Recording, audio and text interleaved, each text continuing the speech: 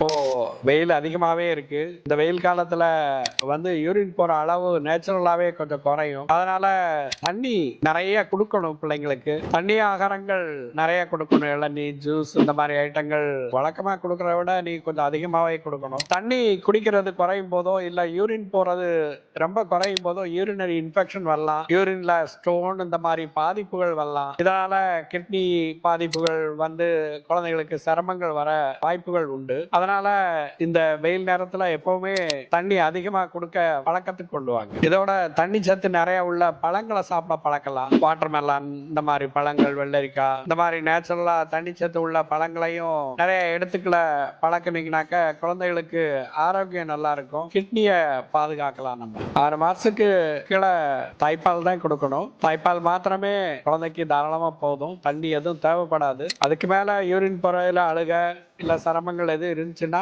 நம்ம டாக்டர்கிட்ட காட்டி கன்சல்ட் பண்ணிக்கணும். 6 மாசம் மேல போகும்போது நீங்க திட ஆகாரம் இந்த மாதிரி கொடுக்கும்போது நல்லா கொதிக்க வச்சு ஆற வச்ச தண்ணி கொஞ்சம் கொடுக்க ஆரம்பிக்கலாம்.